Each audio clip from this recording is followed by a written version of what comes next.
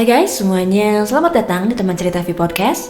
Aku V, balik lagi nih, kita akan bahas topik yang menarik ya hari ini ya. Jadi kita akan bahas tentang mengapa lingkungan toksik ini bisa mengkerdilkan kita. Dan tentunya hari ini aku juga akan share juga ya beberapa strategi untuk menghadapi situasi ini.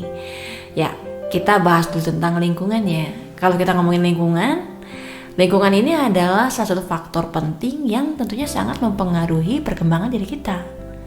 Nah, sebuah lingkungan yang positif ini tentunya bisa memicu semangat, motivasi, dan juga inovasi.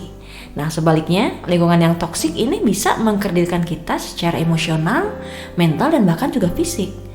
Oke, kita kalau ngomongin tentang lingkungan toksik ya. Lingkungan toksik ini adalah tempat di mana individu merasa tidak dihargai, tidak aman, dan juga merasa tidak didukung.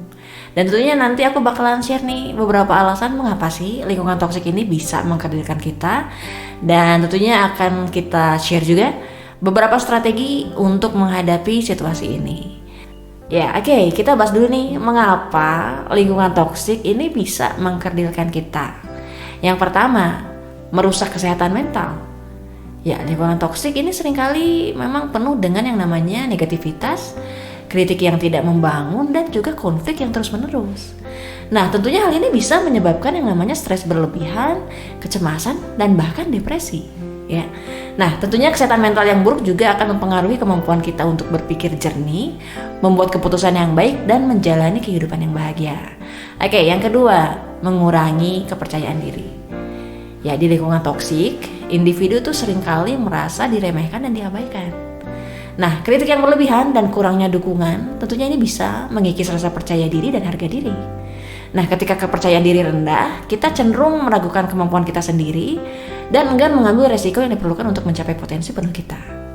Next nih, yang ketiga, menghambat pertumbuhan pribadi. Lingkungan yang tidak mendukung tentunya ini tidak memberikan ruang bagi pertumbuhan pribadi. Nah, ketika kita dikelilingi oleh orang-orang yang tidak menghargai atau tidak mendorong kita, tentunya kita akan kehilangan kesempatan untuk belajar, ya. Dan selain itu akan hilang juga yang namanya kesempatan untuk berkembang dan menjadi versi terbaik dari diri kita. Oke, yang keempat, menurunkan produktivitas. Konflik yang tidak terselesaikan dan stres berkepanjangan, tentunya ini bisa mengganggu konsentrasi dan fokus. Nah, akibatnya produktivitas menurun dan kita sulit mencapai tujuan yang telah ditetapkan.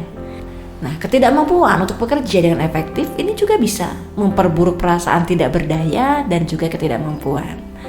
Nah, oke guys, jadi gimana sih caranya supaya kita bisa menghadapi situasi ini ya? Semoga beberapa strategi ini bisa membantu teman-teman yang sedang ada di situasi ini. Yang pertama, kenali dan terima situasi.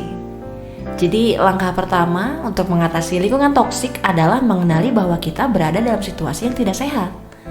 Nah, penerimaan ini adalah kunci untuk mulai mencari solusi dan kita juga bisa mencoba untuk jujur sama diri sendiri tentang bagaimana lingkungan tersebut mempengaruhi kesejahteraan kita.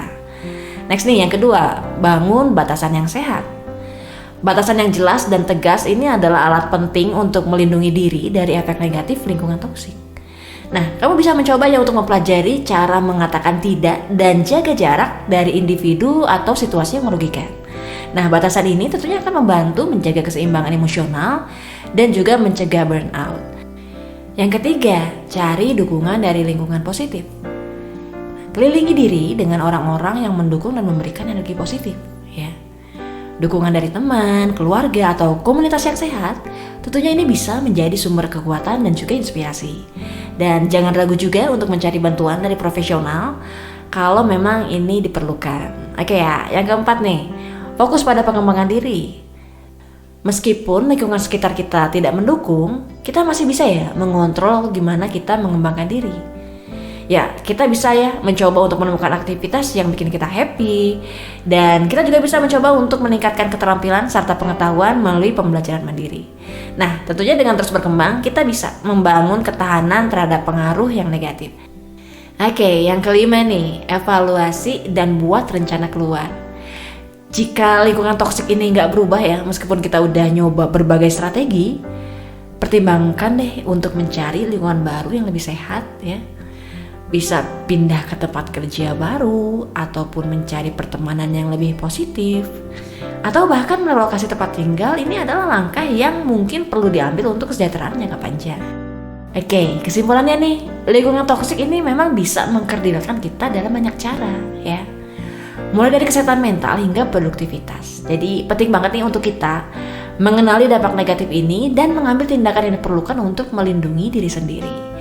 Ya, tentunya dari strategi yang tadi aku share semoga bisa membantu teman-teman yang sedang ada dalam situasi ini.